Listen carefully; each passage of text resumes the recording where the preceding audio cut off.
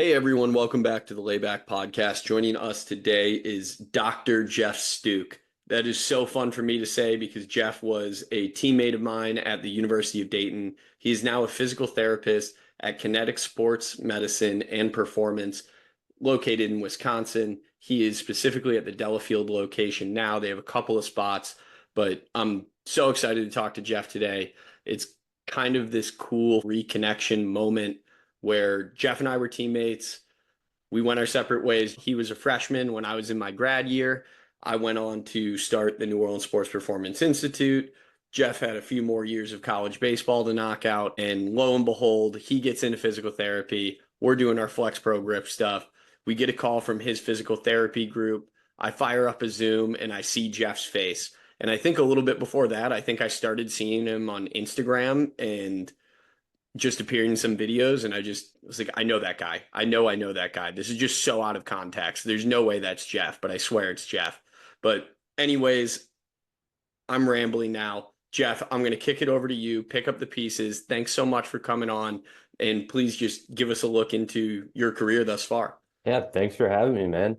No, it was kind of funny. We're exploring new technology within our clinic, and my boss Michael was like, "Have you heard of this group? It's called Flex Pro Grip or something like that." And I was like, "Yeah, I'm pretty sure. Like, I know the guy that created it." Sure enough, reached out to you, and now we're here. But no, it's been fun reconnecting with you. Like you said, we were teammates my freshman year. After that, kind of like went our separate ways.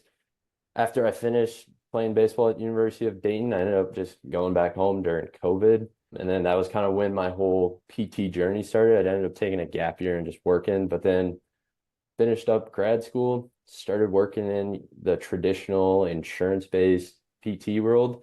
Got lucky enough that one of my clinical experiences was here at Kinetic Sports Medicine and Performance. They liked me enough to hire me, and now I'm here. So it's been a fun journey so far, but I'm really enjoying it here. Good. I'm glad. And I want to ask a few career questions before hmm we get into the greater baseball injury landscape. I obviously know what positions you played, but I'm going to be honest, I forget some of your own medical history.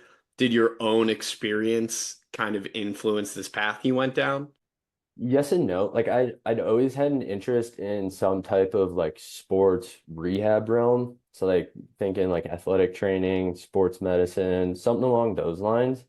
And I think part of it was even in athletics in college, right? Like our teammates would be banged up all the time, and like you're seeing them in there getting treatment, and just like the mental toll it takes on somebody when they're out for a while, like that can be hard.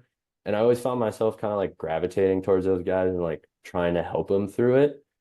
And then even just like the experience with working with athletic trainers, part of me was like, maybe doing physical therapy might be a little bit better. So I never really had any like major injuries myself. Biggest one was probably just like a high ankle sprain, which was fun to rehab. But other than that, like I was relatively healthy most of the time. So like I can't say that, yeah, like I had this major injury that kind of led me down this path. It was more so like something I was always interested in, and I ended up being able to follow it all throughout college. So I'm happy for that. And what was your major at Dayton? It was pretty physical therapy. So like I Okay. I did that basically the entire time because like that was kind of the thought I had like throughout those years. There's always like a little bit of like, is this what I want to do? Like maybe should I switch to this? But I ended up just kind of sticking it out, and in the end it ended up working. So Yeah, well, it all played out properly. I'm happy to see that you actually were able to put what you majored in to a career that yeah, happens so little these days. it's crazy like the amount of our teammates that are just in these like business degrees or like these just like very generic like broad degrees, and here I am doing pre-physical therapy, and it's like Yeah, one of a few that were in like any type of science at all. yes.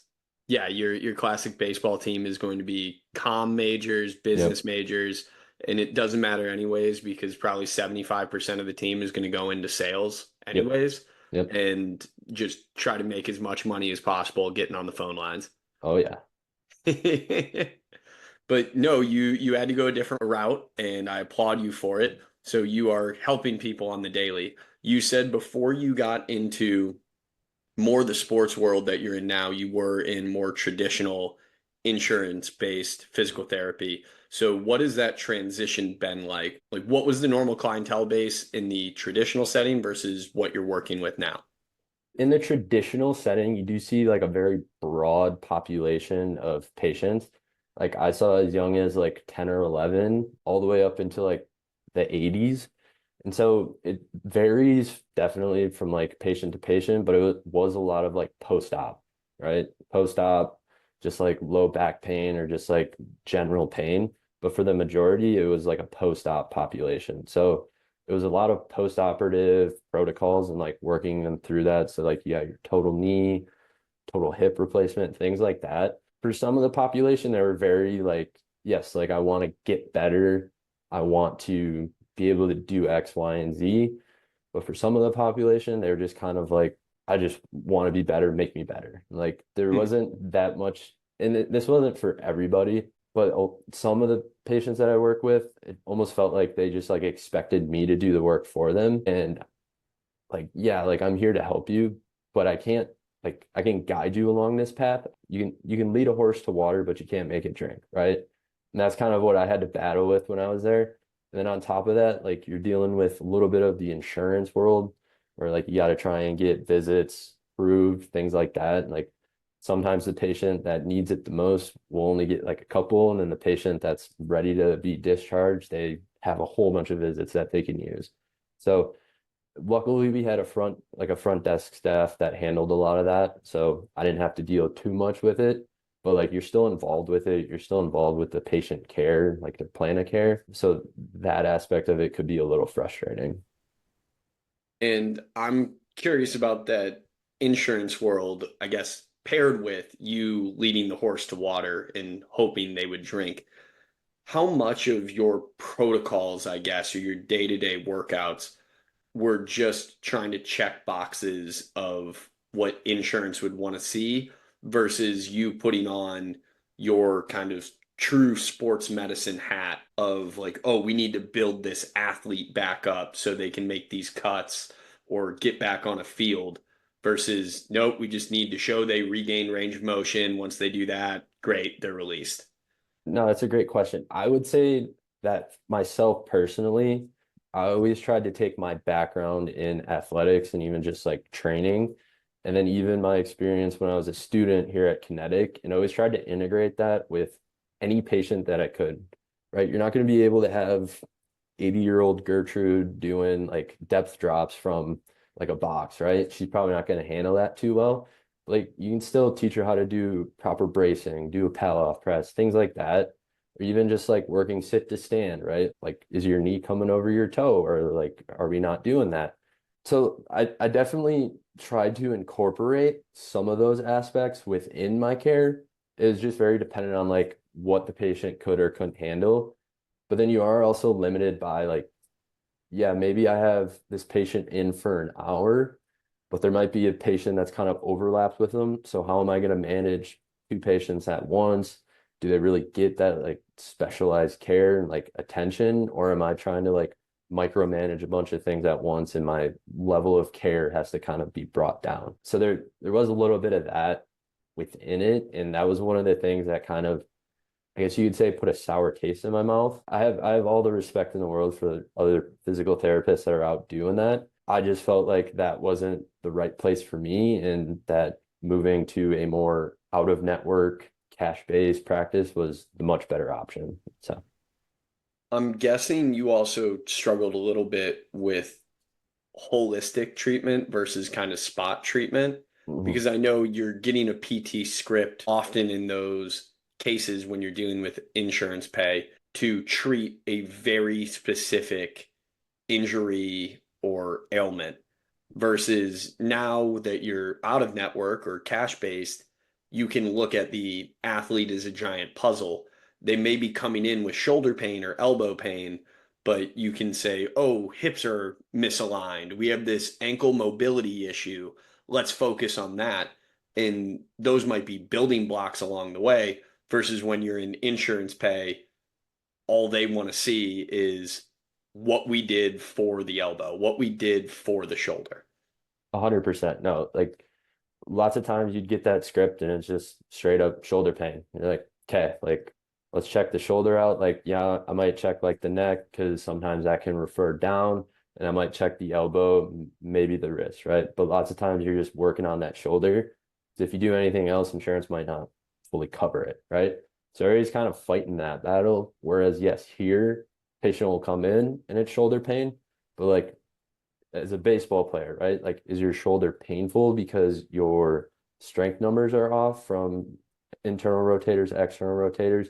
Do you have enough thoracic rotation? How's your scapula moving, right? And like, there's all these pieces of the puzzle that we can look at. We're still going to treat what you're coming in for, obviously, but like, because we aren't under the scope of insurance, we have more freedom to treat patient holistically. And so, yes, like that has been something that has been very nice about transitioning to this role is that you're not as confined in like what you're doing. For an instance, some of our patients, like they'll come in, shoulder hurts in a couple visits, like it's feeling better. And they're like, all right, like I'm going back to training now. What do I do? It's like, okay, well, let's check your quad and hamstring strength. Let's check your hip strength. Like, where are those numbers at? Like, what does your training plan look like? Oh, I don't really have one. Do you want us to help program for you? That's something that we can kind of do. So it helps us just kind of like build the athlete as a whole. And you get to kind of follow through more with them because you build a little bit of a stronger connection, I would say. And you are like trying to help them get to their goals and like you get to be a part of those victories. And that is very rewarding. For sure. You stole the words out of my mouth. I think we might have phrased it a little bit differently, but I was about to say one of the benefits that you have now is you can play the whole spectrum. You can constantly go from PT to performance training. And then, even given your background, you can have some skill-based discussions Mhm. and figure out how all those different prongs play into the final goal of being as successful as possible at the dish or on the slope versus just having to stay in one lane and rely on that solely. Yep. And like we still, I will say we still practice within our scope of practice and we have Mhm. resources that we can refer out. It's like nutritionists, we have people we work with, we can always do that. Like sports psych, we have people that we're connected with that we can always send out. So there's some aspects of the athlete that we don't really fully work on. Like we might be like, hey, like, is this something that's kind of going on? Do you need help with that? And point them in the right direction. But we're still able to do a heck of a lot more here than I was in the insurance world. Yeah, no doubt. That is really cool that you guys can refer out to sports psych. That I think that shows good understanding of the injury recovery process or Hmm. the return that these athletes face.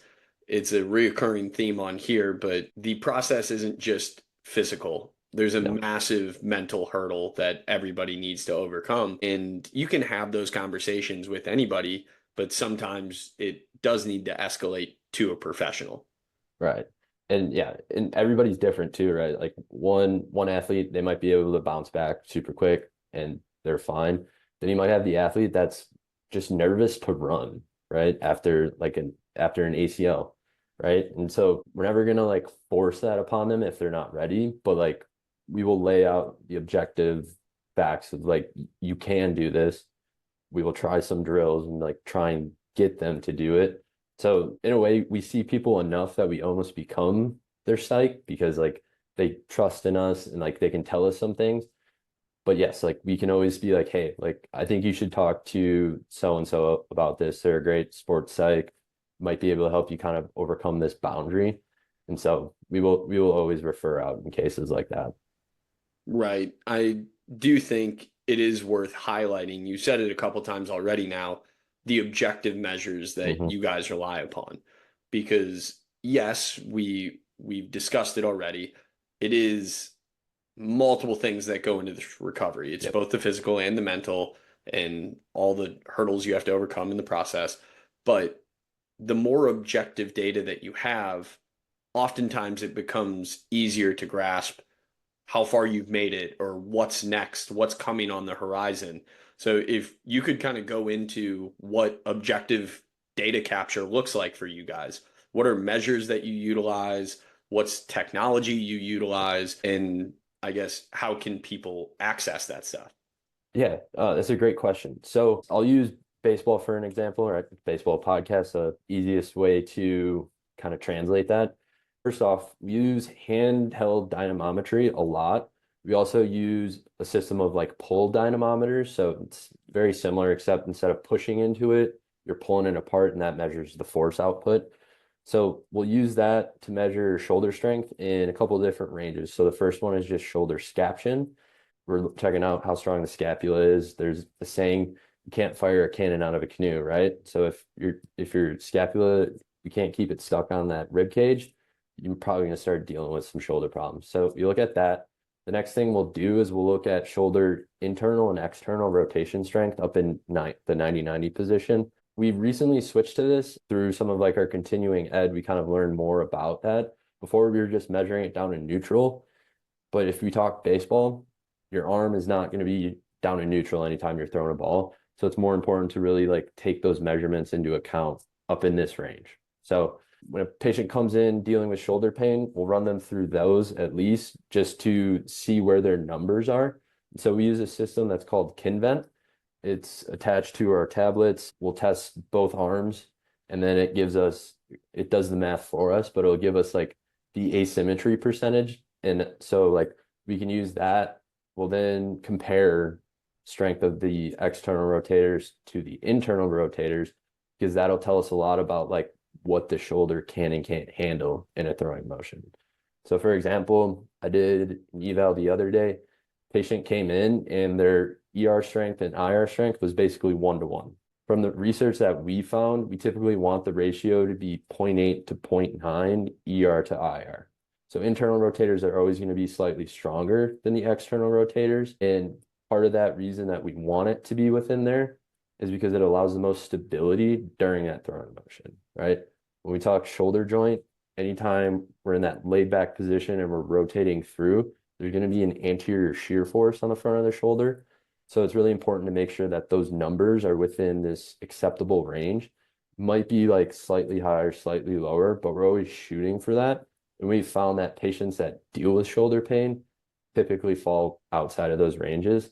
So that's one instance that we're checking things like that. We're also going to do like a full mobility screen to not just like range of motion, but we're going to watch you move, right? Like, what does your push-up look like? What does your thoracic rotation look like? Can you do a single leg squat, right? You're a pitcher. Like, do you have single leg stability, or is that a weak link? And so we'll kind of run through all those things, and that builds a bigger picture of what the athlete looks like.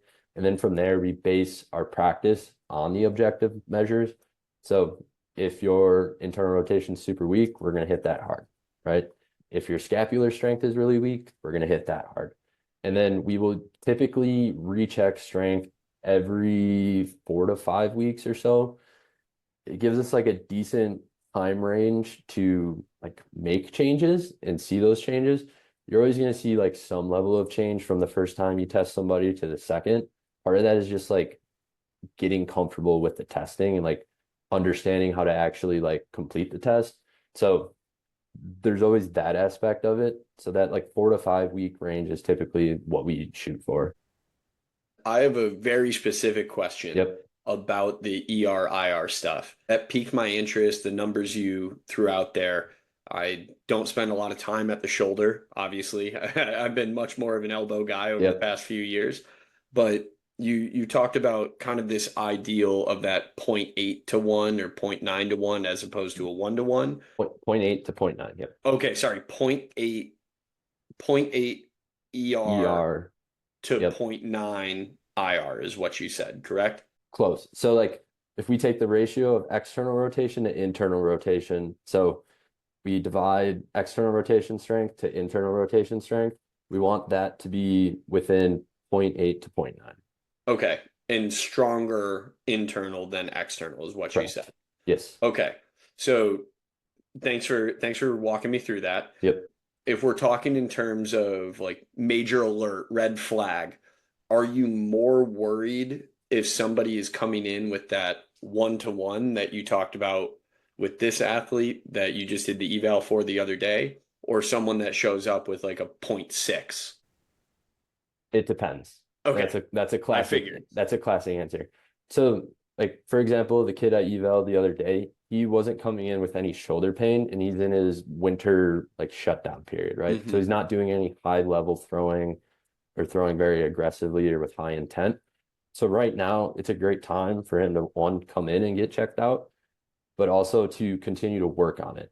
If we're talking in the midst of a baseball season and you're dealing with some slight discomfort and you come in and you're showing that, then yeah, like this is something we really need to take care of, because if you continue down this path, just throwing more, it's going to accentuate some of those, like the pain might even cause more weakness into the joint. So that's just going to lead to further injuries down the line. So I would say if it's in season, my alarm bells are going off a little bit more than if it's in this out of season period when they're not really throwing. I still think it's important to address it on both ends of the spectrum, but we have a little bit more time to work with it in this off season versus in the summer. Okay, that makes sense. Mm-hmm. So I appreciate you running back through that, and maybe you provided a decent segue here. You guys are up north, you are in Wisconsin, so there is, at least from my perspective, more of a traditional winter shutdown. Yep. But of course, there's facilities everywhere. Some of the most well-renowned national baseball programs now are out of Wisconsin. I know you played for a massive organization with GRB, right? Yep. Isn't it? GRB Rays. Yeah. And then there's the Sticks organization as well. I think that's the other one up there. They're now a part of GRB. Classic. Okay. So there's still this massive travel ball influence in, just because it's winter doesn't mean guys aren't training or hitting or throwing. They're just not necessarily competing against other people. So Correct. how do you guys integrate what you're doing, whether it's from an assessment standpoint, assisting with training, in with the more traditional winter training arc model? It's very dependent on a patient to patient case, right?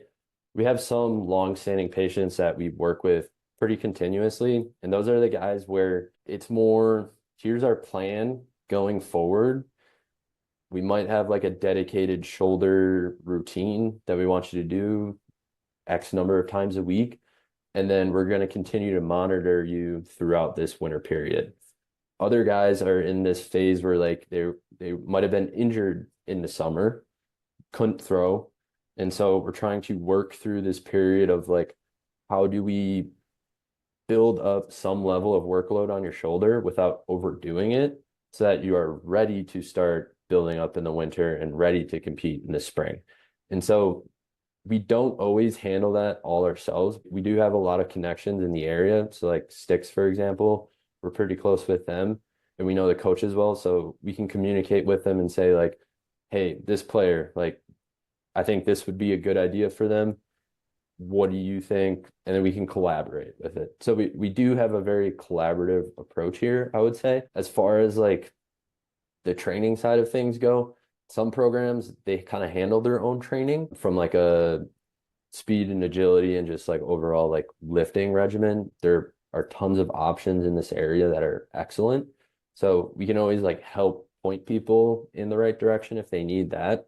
But if they do like decide that they want to work with us, we can always accommodate them and try to make them the best athlete possible so that they're ready to compete in that springtime period. I don't know if that fully answers your question or not. Yeah, I think I have the benefit of knowing a little bit more about what you guys are working on and trying to do with providing assessments. And because of the model that you guys have in the Midwest, all these kids who play for the travel orgs have facilities that they go to as well. Yeah. It's not just like they're done with baseball and they go play basketball or wrestle or something else. That's almost a minority at this point. Whereas years ago, if it was winter, you played basketball. If it was fall, you played football. If it's spring, you play baseball. If it's summer, you're still playing baseball. That just doesn't exist as much anymore. Now, there's so much more specialization. I will be a guy that you'll never find complaining about specialization, because if kids are in love with the sport, then why wouldn't you train it? And also their training should probably be good enough anyways, that it isn't just the only thing we do is throw, so you're never learning these other skills. The only thing we do is hit, so you never learn these other skills. Their training should be good enough to handle what those other sports might expose them to. So yeah, the whole specialization debate, that's a different story. I'm sorry for going on a tangent, but I really wanted to get into how you guys have created this assessment model to support all these organizations, facilities, high schools to provide them with valuable information that they can use this kind of longer training window Mhm. to make significant changes and hopefully be healthy for the coming spring. Yeah, no, it all stems back to day one when you come and visit us, right? Our typical evaluation is between 60 and 90 minutes, and that's a full and thorough evaluation, right? So we're going to look, one, we're going to hear your story, right? What's going on? Like, what are you dealing with? What are you asking help-wise from us? Like, what can we do for you? And then from there, we go into like a movement screen, check range of motion, and then check in the strength measures. So all those things combined kind of paint that picture of like, what does this athlete need?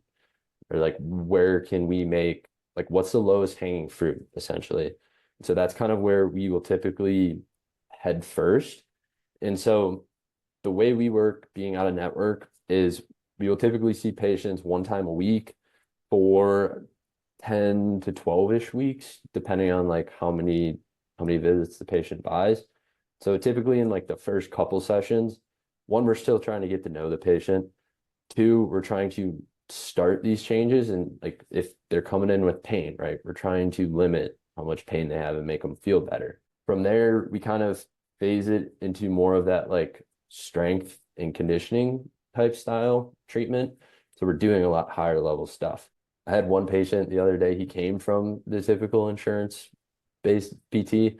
And by the end of the session, you could tell he was just kind of like beat. And I looked at him, I was like, "You okay?" And he's like, "Yeah, it was just a lot harder than I expected it to be." It's like, yeah, we're gonna push you here. But anyways, like then towards the back end of that treatment, we start spacing it out a little bit more. So what it looks like then is we've done 7 to 8 weeks of PT, right? Your symptoms are gone, you're getting stronger, and we know that based on the testing we've done. Here are X number of exercises that I want you to start implementing in, say, your warm-up routine, right? So then they go out for a couple of weeks, they try that, they can come back, be like, "Yeah, man, that really worked. My arm felt great when I started throwing, but I was a little sore after. Like, what do I do now?" And we can kind of address that, right? So long-winded answer of what we kind of do is we take the patient from that initial visit into trying to help form something that they can maintain for a longer period. Part of your question was also like how we communicate with the coaches, right? Yeah. So we're very close with a lot of coaches in the area. So if they send us somebody, we're responding like that night, that week with like, "Hey, this is what they showed. This is my opinion. Like maybe let's shut them down for the rest of the fall because they're not going to miss out if they don't play this fall, right? And they're going to be better off if they don't." So we can kind of communicate with them on that end. Ultimately, it is partially their decision. Like we are the medical movement experts in this case, but these are also kids that are usually trying to get recruited to go play baseball. And so they have the knowledge of this is a big showcase that we need to try and get them to play because there's going to be a ton of coaches there that'll see them. So in those instances, we do try to work with the player and the coaches to almost bandage them up to get them ready to be able to play. So Yeah, and it helps that you understand the industry as well. And when I say the yeah, industry, I mean the baseball industry. You've been through it, so you have your finger on the pulse when it comes to going down to Jupiter to play in some tournament. But you're also smart enough to say, "Look, kid, you throw 76 miles per hour right now. Getting healthy and getting stronger is way more important than you going down to Jupiter to just get told you're not ready." right.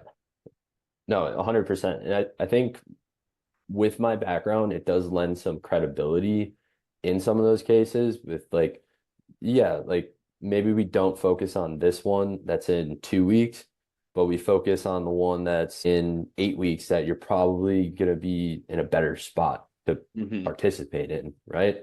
And so I have found that that helps a little bit. It's not like the only point of credibility I have, but I have been able to connect with a lot of my high school guys just from being like, yeah, like I played in the WWBA, or like I played in this tournament, right? And so like we have that cool connection point from that regard. And even just like growing up in the area too, like I'm familiar with, like, the baseball world is small world. Of So like course. you end up knowing somebody who knows this guy, and like you can make those connections with the kids, and that's honestly been one of the funner parts about being here at Kinetic, I would say. So sticking kind of the same theme, we mentioned those tournaments kind of mapping out that, I guess, treatment plan. Now it's a completely different treatment plan from we need to regain range of motion by X date. Now it's we need to prep for X tournament or X showcase. So I do think it's awesome that you've been through this before. Like you said, it is a point of credibility, obviously, to the parents and to the world of physical therapy. Your credibility is going to school, but Yeah. to the kids, your credibility is you played Division I baseball and you played in all those tournaments. So I I'd really like if you could break down now how you communicate with the different parties, how you separate your communication, not just like talking to these coaches, but how you explain to a high school kid that might be dealing with an injury for the first time. How are you able to connect with them? What is most important? What's the wording you use? Are you using high level terms? How do you meet the athlete where they're at? It's a great question. Again, it's very dependent on a case-to-case basis, right? So let's take like a sophomore baseball player, for example. We know the new shifting world of college baseball when it comes to recruiting guidelines, even team sizes now, and things along those lines. That's kind of driving where the baseball world is going, right? It always kind of falls back to that. So with that sophomore, right? He comes in and he's just like terrible arm pain, shouldn't even be throwing a ball right now, right? With that kid, like I'm going to look at him and his parents and be like, in a roundabout way, saying like, we're still young, for one. We have a lot of room for improvement. There's going to be this next summer, next winter that you're going to have in front of you to be dialed in order to get seen. I would probably talk a lot more specifically based on like the tournaments and stuff that they want to do, but I can't think of any off the top of my head right now. So that's what I'm going to go with. For an older, say like junior going into senior year, where everybody ends up getting recruited and ends up committing, for those kids, it is very like, what do you want, right? If you want to be that stud D1 player, right, and you want to go to that big SEC school, okay, what's your plan of attack to get there? And how can I help, right? If I think what you want is going to be detrimental to your future, I'm going to tell you, hey, I don't think you should do this. That's my opinion. My medical advice would be, let's sit this out, or let's wait until X, Y, and Z falls in place. At the end of the day, the decision is up to you. But here's the objective data that we have and why I think you shouldn't. And usually like parents are very receptive to that. But as a former athlete, I get that drive to go and compete, right? So like I can't ever fault a kid for like wanting to go and compete, wanting to play with his friends. But at the end of the day, like I do have to be the bad guy sometimes and like say, no, we can't do that, or we shouldn't do that. And so that's just like the kids. With the parents, it is always just being very upfront with them. Like, hey, I know this is a big showcase, or this is a big tournament, but you also have these ones that you can go to later in the summer. What if we set this one out, make sure we get things wrapped up nicely, and then we can send them down there, right? As long as everything kind of falls into place. So there is a little bit more of like management from both a patient, athlete, and then to a parent side. Because obviously the parents want what's best for their kid, and you're always going to try and do that for them. Sometimes the athlete isn't always like very happy in the end, but at the end of the day, like we're always trying to put the patient first and like what their best interest is. I think you nailed it when you said sometimes you have to be the bad guy. Yeah. I would flip it a little bit because thankfully I'm not the one that experiences it as much. I'm seldom the bad guy right now, but you're more a voice of reason than Yeah. anything else. I guess if we're just looking at it as cup half full or cup half Yeah. empty, I guess if we do the half full, you're the voice of reason as opposed to half empty, you're the bad guy. No, I think that's fair. But that's why you guys do all the objective measurements. It's why you do the assessments, and then it's why you create a treatment plan. You can Mhm. actually map out and give reason as to why 2 weeks doesn't make sense, but 8 weeks from now does, or 12 weeks Yeah. from now does. Tried and true, you guys have done it forever, and it's in the literature, it's in the Yeah. science. It's not like this is just witchcraft. Sometimes it feels like witchcraft when it's 2 weeks and the patient feels better and you're like, "What? I'm magic." Yeah, yeah, I nailed this one. Yeah. But one thing I wanted to go back to, this is what was slipping my mind earlier, but what can kids do on their own for assessment? Like we talked about your assessment process. It would be great if every single kid or parent listening to this could have access to what you guys are doing or what other physical therapists are doing. But what to you is kind of objective information that's relatively accessible to the regular baseball player? I know that might be tough because you can just go back to what you guys have in house or what you do. But maybe go back to you as a kid. What do you think would have been super useful now when you look at 16-year-old Jeff Steuck trying to get recruited? That is a tough one to answer. So we obviously we do have a lot of like technology that we use that isn't the easiest to get your hands on necessarily. Like it's not that cheap. You have to pay software license, right? And that runs on like a yearly basis. So there's things that like you need to buy in that sense. I think if I could go back and tell 16-year-old Jeff, like give him advice, it would be along the lines of training, right? What I did for training. When I was in high school, our high school team did have like a lifting program that we would do. And I thought it was pretty good for the time being. Then once you get into like college and you start doing the training at school, you're like, whoa, I think I missed the mark on this one. So I think if I could go back, I might have tried to maybe join like a facility that did baseball specific training. There's one local one up in the area here. It's called BRX. That's technically where our second location is at. It's within there, but they do a pretty good job of training baseball players and just athletes in general. They will do like a full assessment as well, and from there build the training plan for the athletes. So I think if I could go back, my advice to myself would be maybe trying to do something along those lines. It's not necessarily like an objective test or measurement that you can perform on yourself. I guess the other way like a young athlete could quantify like where they're at is just tracking their numbers, right? Doesn't necessarily have to be velocity, doesn't have to be ERA, doesn't have to be batting average, right? But like if you set a goal, say I want to be able to back squat 315 pounds by senior year. Where are you at? How are you progressing there? It's a very objective way of measuring if you got there, right? Like, what is your weight each week? Is it going up or is it staying the same? So I think that's something that can be underlooked sometimes, but I think it's definitely starting to grow in today's youth.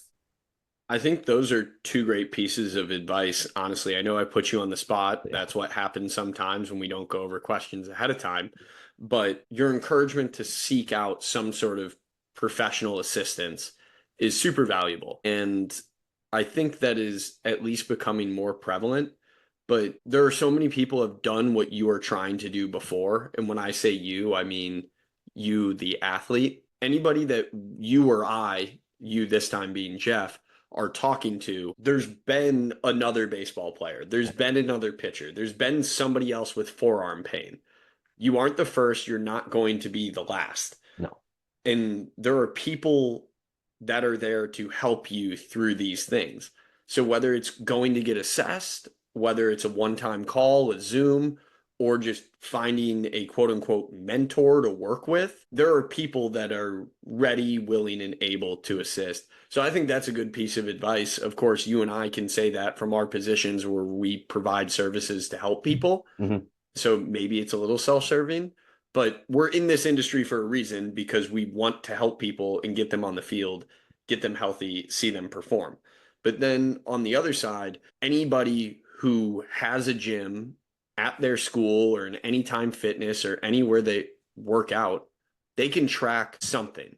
Yeah. Now, it might not be velocity based training, or it might not be your vertical jump test or the most fancy thing in the world.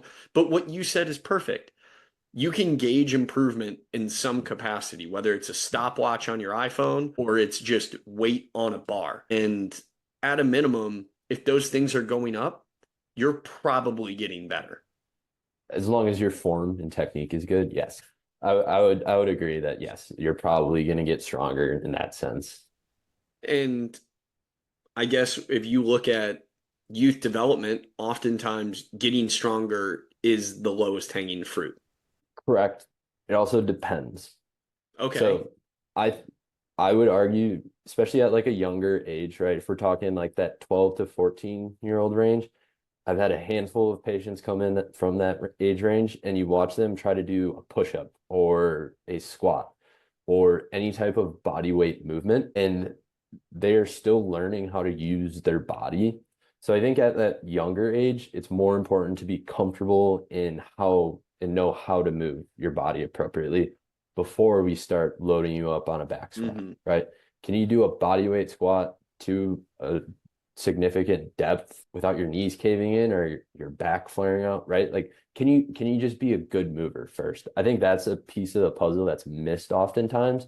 That's something that we definitely try to hit here is like, can you just do the basic movements? Can you do a squat? Can you do a push-up? Can you do a inverted row if you can't do a pull-up, right? Like, can you do those movements? And like being able to do them will get you a little bit stronger, but it's also going to set you up for success down the road when you start loading up that barbell back squat. Right. Yeah. So I guess we should have started with the coordination piece. Yeah. So yes, once you're coordinated, strength is probably the lowest hanging fruit for, I guess, later stage high school kids. Yeah, absolutely. Yeah. And of course, I called it strength, but you can easily measure speed as well. Go out to your football field to track a parking lot, mark off a distance, and use the stopwatch on your phone. Objective measurement shouldn't be that hard to achieve. It might not be, as you said, the most advanced technologically. It might not be FlexPro Grip. It might not be the Kinvent stuff that you guys are doing, but Yeah. you can figure it out one way or another, whether it's duration, speed, strength. I think they even have apps that measure your vertical based off of like an iPhone video. So like you can always look into that. There's tons of ways to objectively measure improvement outside of just a handheld dynamometer or a force plate, right? You can be creative even and like trying to figure that out. But yeah, I think that's something that I would push kids to try to explore. Okay, now we're gonna flip a little bit. We're gonna go back into kind of, I was gonna call it long-term care. I don't even know if this is the proper way to label the arena that I feel like we're entering, but I'd love if you could kind of talk about how you have seen in your short time in physical therapy thus far, but how you have seen throwing programs change, specifically return to throw, or return to performance is probably even a better way to phrase it. But how have you seen these things change? What are things that you guys are now utilizing? Or if you're putting on your creative hat, what do you think still needs to change for these things to get as good as they can be? I think these things are always going to remain in a constant state of changing, right? You can use one throwing plan with a patient and it goes great, but you try and give it to the next guy and it fails miserably. So I wouldn't say that there's ever like a perfect plan.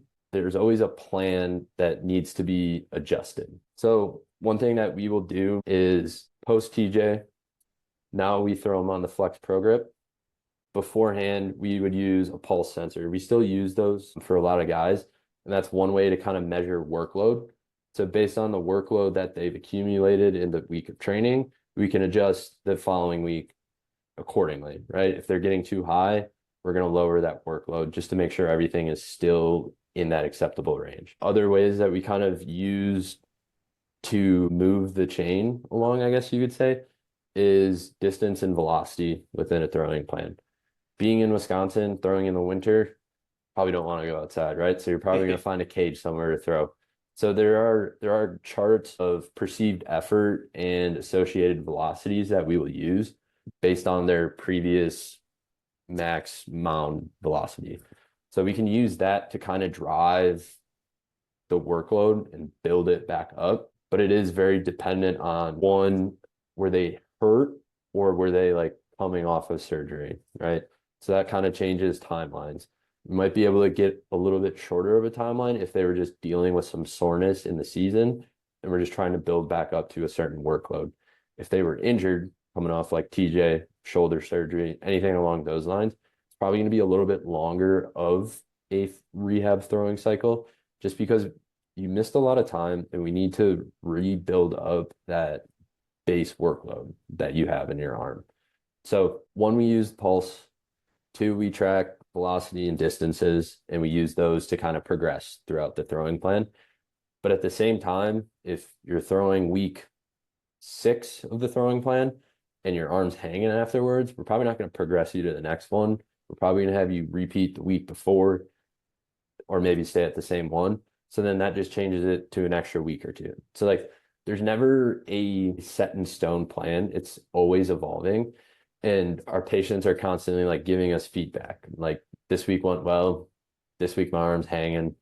I just feel super tight this week. Like, what should I do? And then we can kind of reassess and adjust on just a whim, basically. I shouldn't say a whim, but like patient will like message us and say like, hey, like I'm gonna start my throwing plan for this week. Like last week didn't go well. Like I had a lot of soreness. What should I do? Like, okay, like we're going to repeat the week before and we can respond super quickly. And that's just, You have to be agile. yes, you Yeah, do. I You know have, what you meant by on a whim, but I guess it's all in the phrasing. Agile effectively means the same thing, but yeah, you have to be ready to adjust. And I think you highlighted, I guess, one of the buzzwords I was kind of looking for, or the buzz terms. Early on, you mentioned what you do with one might not work with another. And that highlights the importance of individualization. Yes, we know what the path might look like or what we want it to look like, but all the things that you said, soreness might pop up. Throwing might have been tougher because somebody spiked their workload unintentionally. Like it could have been a really good day that then led to a shit week yeah, because they pushed it on one day because they felt great and then they're hanging as a result. And then yeah, maybe we have to take a step back, or we pushed it too hard in the weight room because things were going really well. It's so hard because we're always fighting those razor thin lines of perfect to potential failure yeah, because that really is such a thin line. yeah, 100%. You have to be agile. You have to be ready to adjust your plans at any given moment. I also, of course, am appreciative that you mentioned Flex Pro Grip. It has been awesome to work with you guys so far. Where we try to tie in is with the strength component, try to Mhm. add some objective feedback to that return. So we've highlighted a bunch of objective tests or measures throughout this podcast so far. I'm curious if there's other things that you are looking for in a return to throw just for more global health. So, yes, we know Flex Pro Grip. We talk about it ad nauseum, what it can do when we're looking at the strength of the specific flexor muscles that we need to function at the elbow Yeah. and protect the UCL. But I'm curious if you guys are also looking at, I don't know, vertical jump measures or other those like Kinvent scores during the rehab process that might affect how you move a guy on in rehab.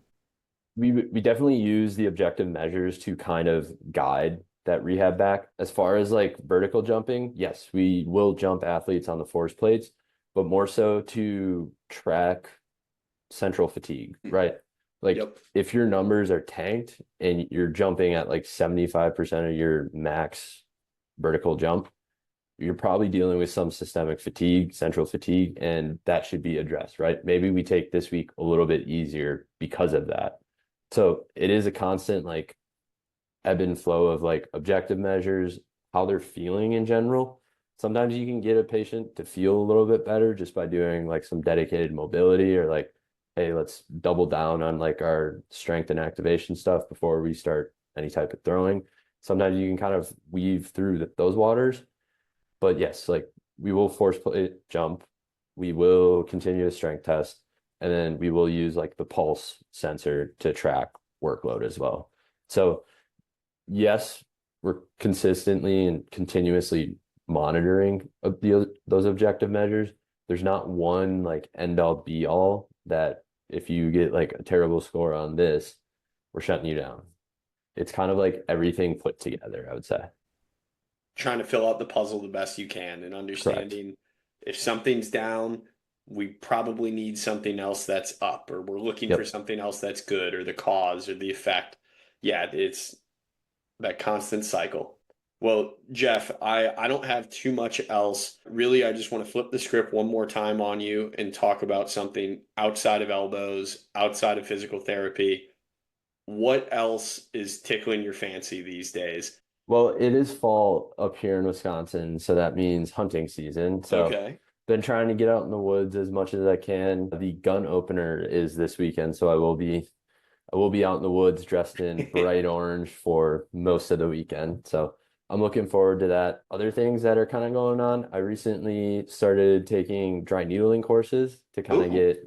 get going in that realm. And so I've had a lot of like interest spiked from that, just the way that the course I went to taught everything. So been kind of diving down that realm and begging my boss to buy some expensive e-stim units. So we'll see if we end up getting those, but it looks promising. Yeah, I think honestly, like it's a lot of work, a lot of trying to take care of myself, a lot of trying to manage my patients, and Hmm. it never stops. So Yeah, I might need you to do some work on my left hamstring because that thing's been barking for a minute, and I'm really thinking a couple needles in the head of my hamstring could solve we every problem I'm looking at. we got to get you up here for a visit at some point. That's right. Yeah, I'm gonna need to go through that full assessment. And 100%. I guess last thing I've got for you before I let you go, I know it's not in the elbow realm, but you've been working really hard on y'all's ACL protocol. Hmm. So I'd love if you could just kind of open that up. I understand it. It's kind of your brainchild, or I know it's your team's brainchild, but Yeah. you're heading a lot of it. At least your face is on it on social media. So No, I'd love if you could talk about it. yeah, they've kind of made me the social media puppet. I will not take the credit for the program though. That is something that has been worked on for a while before I got here, and that's thanks to the other therapists I work with. So Michael, my boss, Brett, one of our other PTs, even Lauren, Michael's wife, who's also an owner here. They've done tremendous work on that front.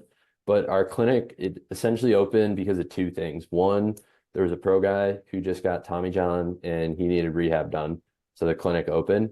And then everything else was kind of designed around ACL rehab. So ACL rehab is probably, along with baseball players, ACL is like the other biggest thing we treat here. So we have a lot of systems in place to help us with that. And part of that is like the equipment we use. All right. We have dynamometers, we have blood flow restriction training, we have the e-stim units, we have all these, I guess, toys. Toys are fun to play with when you're working with a patient. Through a lot of practice and trial and error with patients, we have a very solid plan that we can set in place before the patient even comes in. And that just comes from the experience of the therapist. So like when I get an ACL patient, I can go and talk to Brett and be like, hey, I'm getting a quad graft. What are some of the big things that you think I should look for day one? Like even down the road. I can always talk to him about that. They're always willing to help me. So I cannot take full credit for heading that up. I will say my face has been all over the social media. I think I'm the new one, so they just kind of pick on me, I guess.